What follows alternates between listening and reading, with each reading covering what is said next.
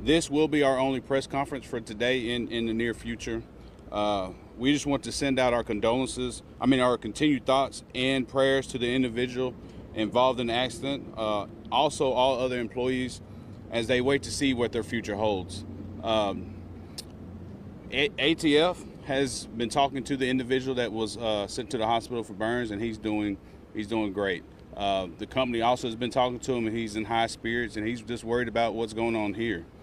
ATF has also come out and completed their on-scene investigation and will be possibly releasing a statement later. They did inform me that they do not believe anything criminal happened during this incident. The scene has been turned over to Sound Resource Solutions and their contract hazmat team, who will be conducting cleanup procedures. Myself will be in contact with the company throughout the process, and at this time I'll be turning it over to TCEQ.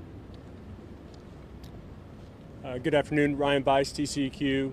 Right now we're conducting air monitoring with 2 air monitoring vans around the facility, stretching 5 to 10 mile radius, and we're doing handheld air monitoring off the site to ensure that the communities around the facility are safe from any of the chemicals that remain on site. Right now we have not had any levels of concern from any of the sampling that we've done, and our main priority right now is to ensure that those materials and products that did not burn stay on site as we have the weather coming in.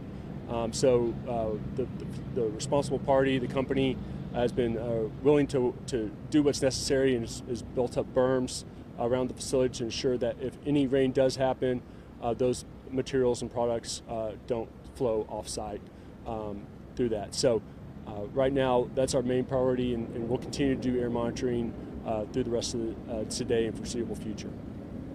Brian, how much longer do you guys expect to continue monitoring? That's right now. I don't have an answer for you. We're definitely committed to doing that for the rest of today and into the late afternoon, evening time. And can you kind of talk a little bit about how the foam stuff that is on top of the plant, how could that affect the environment when this rain does push through? Well, that's why those berms are built, so that all that material stays on site.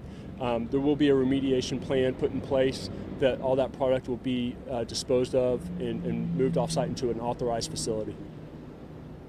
And for any residents who can still smell that strong chemical odor that's in the air as you get closer to the plant, are there any concerns from people who live close by? That's why we're continuing to do air monitoring. Right now, our detection levels have not hit a point of concern that we would have to notify the emergency management coordinators to make decisions based on that. So right now, all of our detections have been very low off that site.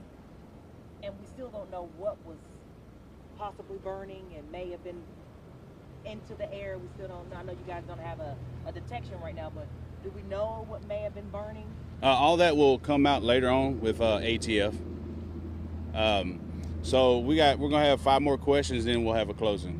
Okay, how long will it take to do that whole cleaning process? They have not gave us a time frame yet. That's why I'll be working with them throughout the next few days, and we'll be sending out social media updates as that time continues.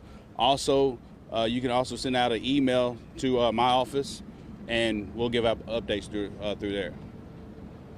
Do you know what some of the chemicals are in the runoff that you're trying to keep contained there on the property? Like I said, we don't have a full list. We know a couple of it. We know that one was alcohol, and then we'll be getting a list later on once ATF releases it. Say it again, please. Yes, ma'am. Yes, ma'am. That I do not know. Like I said, ATF advised me they will be giving me out a list later on today. Now, a question for TCQ, maybe you might be able to answer. Does this company have any previous record of violations? I don't have a specific answer for you on the previous records, but I can get that to you. They've been really willing to work to remediate the issues of the materials on site right now, and so that's our main priority, is to ensure that that product stays on site and is disposed of safely. Should residents be concerned about having issues in the future on the water they receive after the burning and the chemicals that were spilled? We're ensuring that all that product stays on site, and if not, then we do sampling, and that plan would be put in place. But right now, we don't have any concerns of any of that materials going off site. Can you recap what caused this, and if anybody's likely to be fined or get in trouble for what happened? On the last part of that question, we do not have access to that information. Once again, that's up to EPA, OSHA, and all that.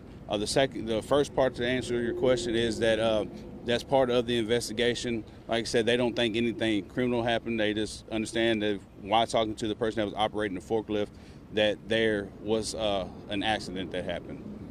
We got. Chemicals fell off the forklift or he ran into the chemicals? That's part of the investigation. We don't know at this time. 2 more questions.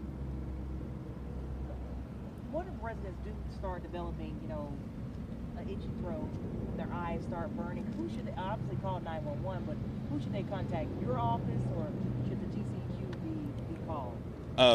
On that, from my point, they can, once again, like you said, they can contact 911. Go seek medical attention.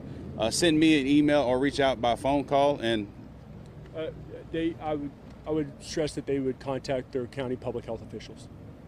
Well, could this, even though you guys are not detecting anything right now, but as we kind of go into later next week, could people start having some effects, or could we see something change with the environment? Have you seen this before in the past, where you guys have been at chemical plants before and everything was okay, but it kind of changed? That's why we're continuing to monitor, and as we continue to have no detections of concerns, that then we'll start to scale back our monitoring. But right now, we're not getting any of those detections off that facility in the neighborhoods surrounding the facility or any of the county roads. So any health concerns, that we would stress that they reach out to their public health officials. How many crews are working checking the air around the area? So we have 2 mobile monitoring vehicles that are conducting air monitoring throughout the area, and some handheld air monitoring as well. Is there a site where we can see real time the condition of the air? We don't have that publicly available right now. It takes some time for us to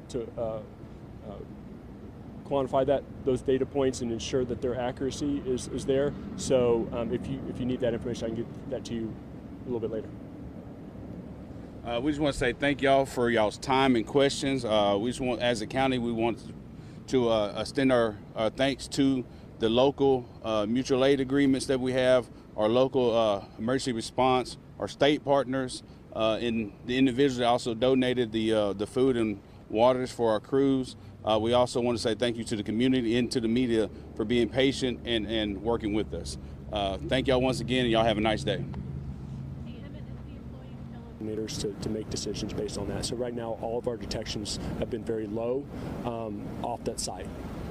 And we still don't know what was